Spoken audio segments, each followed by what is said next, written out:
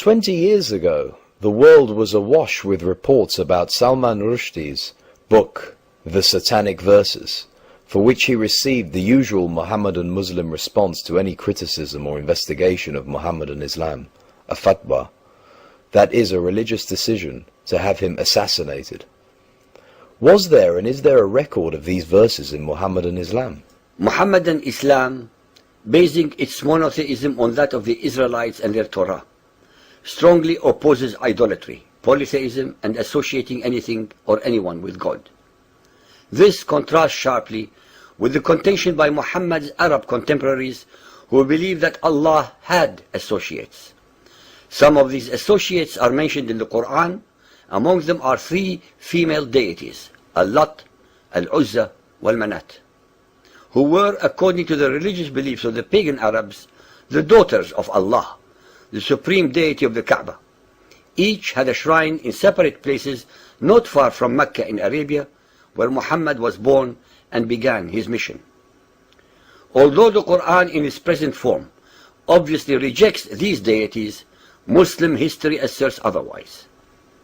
The Islamic records assert that Muhammad actually spoke Satan's words as if they were the words of Allah.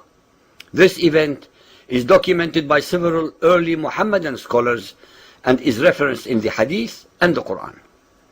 Later Muhammadan scholars, ashamed and embarrassed that their self-declared prophet spoke Satan's words, denied the event occurred.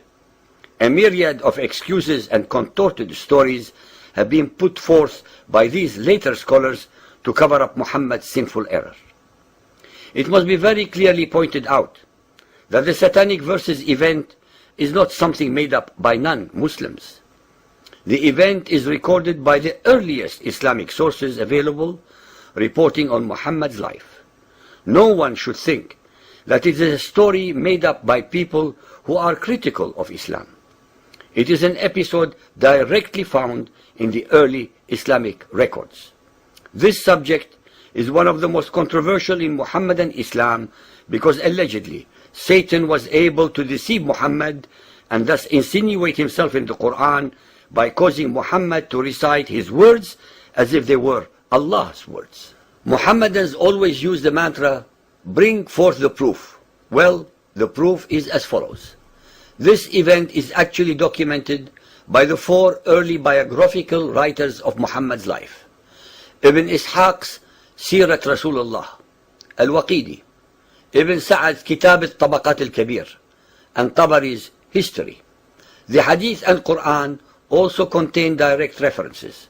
Additionally, several other Islamic scholars on Hadith, called traditions, support the event's occurrence, such as Ibn Abi Hatim, Ibn al-Mundhir, Ibn Marduya, Musa ibn Uqba, and Abu Ma'shar. It is all the more strange that Ibn Hajar, a recognized authority on traditions, insists on the truth of this report and says, as we have mentioned above, three of its chain of narrators satisfy the conditions requisite for an authentic report. Because of time constraints, we shall explore Al-Tabari's version of the events, and those who need more detail should go to our definitions section in our website. Tabari Volume 6.107. Satan casts a false revelation on the Messenger of Allah's tongue. The Messenger of Allah was eager for the welfare of his people and wished to effect a reconciliation with them in whatever ways he could. He longed in his soul that something would come to him from Allah which would reconcile him with his tribe. With his love for his tribe and his eagerness for their welfare, it would have delighted him if some of the difficulties which they made for him could have been smoothed out. And he debated with himself and fervently desired such an outcome. Then Allah revealed, chapter 53, verse 19, have ye thought upon Al-Lat and Al-Uzza, and Manat the third the other?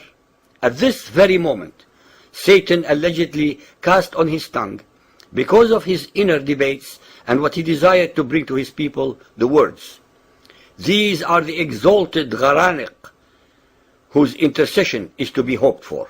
When the Quraysh heard this, they rejoiced and were happy and delighted at the way in which he spoke of their gods, and they listened to him, while the Muslims, having complete trust in their Prophet in respect of the messages which he brought from Allah, did not suspect him of error, illusion, or mistake.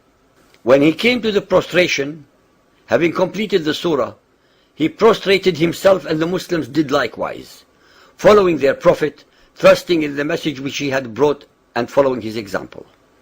Those polytheists of the Quraysh and others who were in the mosque likewise prostrated themselves because of the reference to their gods which they had heard, so that there was no one in the mosque, believer or unbeliever, who did not prostrate himself.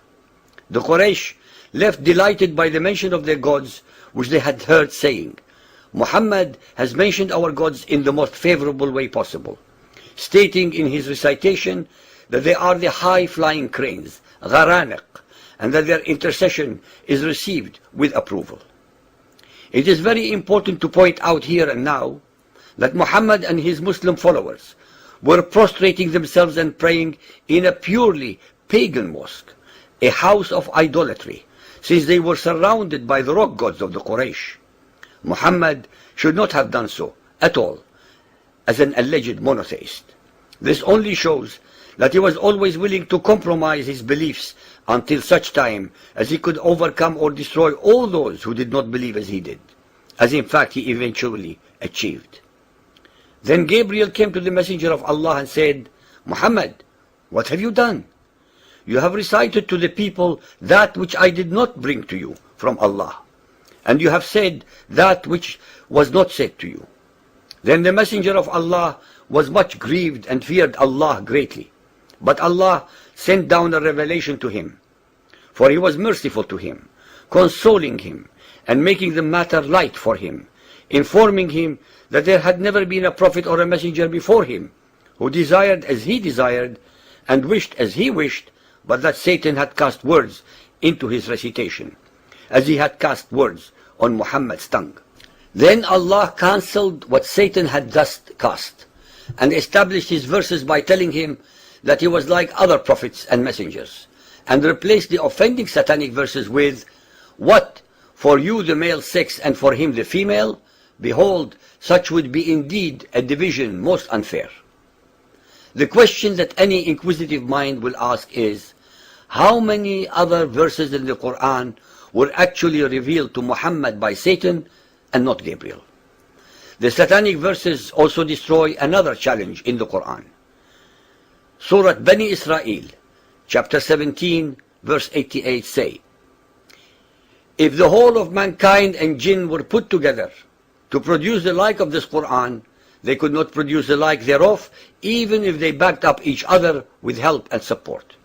Ladies and gentlemen, it is clear from the above that in desperation and in a moment of weakness, Muhammad was willing to compromise his monotheism by conceding to allow the daughters of Allah to remain as intercessor in his Islam. That is, he was willing to allow 3 other associates with Allah. Muhammad actually sinned, and all the excuses that we read and all the explanations are used to hide a very simple fact. Muhammad kafara because he associated other gods with Allah. When he realized the enormity of what he had done, he repented, and to rectify his error, he first accused the innocent Satan of having tricked him, and then revealed the very conveniently descended abrogating verses, followed by others in which Allah only admonished him and made light banter of his enormous sin. Neither Satan, Gabriel, nor Allah were involved. It was all Muhammad at his very best, deceitful, wily, beguiling, and very much in control of his mostly very superstitious, ignorant, fearful, illiterate, and totally obedient flock.